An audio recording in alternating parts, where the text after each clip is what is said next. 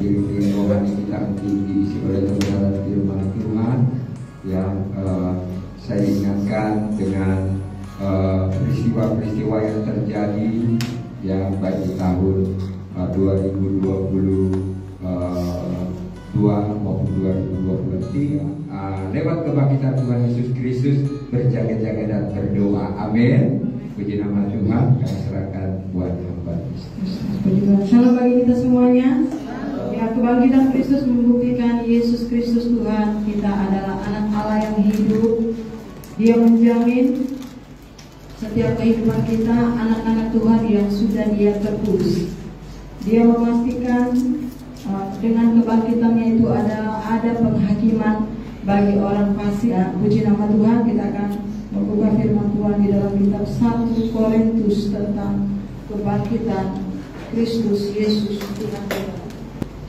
2-3. Saudara-saudara, inilah yang hendak kukatakan kepadamu, yaitu bahwa daging dan darah tidak mendapat bagian dalam kerajaan Allah, dan bahwa yang binasa tidak mendapat bagian dalam apa yang tidak.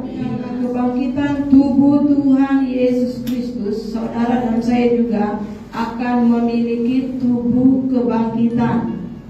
Ya, bukan tubuh ini, tapi tubuh ini akan ditinggalkan. Jadi Yesus mati dan bangkit supaya saudara dan saya dilahirbarukan kembali, dan makanya kita harus menyatu dengan tubuh dan darah Yesus Kristus, perjamuan kudus. Orang-orang yang menyatu dengan tubuh dan darah Yesus Kristus nanti akhir zaman, tubuhnya akan dibangkitkan pada saat Tuhan Yesus datang yang kedua kalinya. Ini yang sedang kita tunggu, ya. Kemudian basicnya firman Tuhan perikop pasal 15 adalah tentang kebangkitan Kristus. Kita baca ayatnya yang pertama.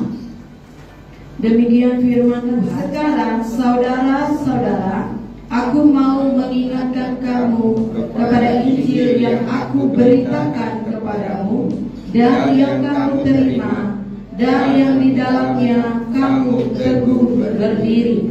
Jadi jemaat ini sudah diberitakan Injil. Jemaat di tempat ini sudah diberitakan Injil. Saudara yang online, offline, saudara juga sudah diberitakan Injil. Hamba Tuhan hanya mengingatkan lagi, mereview kembali, ya, berapa banyak teman-teman yang sudah menginjil. Saudara harus ingatkan mereka kembali dengan Injil yang sudah saudara beritakan. Apakah mereka hidup di dalam Injil itu? Saudara-saudara, aku mau mengingatkan kamu, jemaat yang dikasihi Tuhan, ya, kepada Injil yang aku beritakan kepadamu, yang kamu terima. Ya, firman Tuhan katakan berita pertobatan dan pengampunan dosa itu harus kita beritakan kepada seluruh bangsa dan menjadikan semua bangsa murid Yesus. Our duty is make all the nation become disciple of Jesus Christ, and the gospel of God must be preached through us. Injil itu harus kita beritakan, dimulai dari Yerusalem kita, dimulai dari diri kita. Saya dijamah Roh Kudus karena saya menginjili diri saya sendiri. Saya baca firman Tuhan, traktat penginjilan.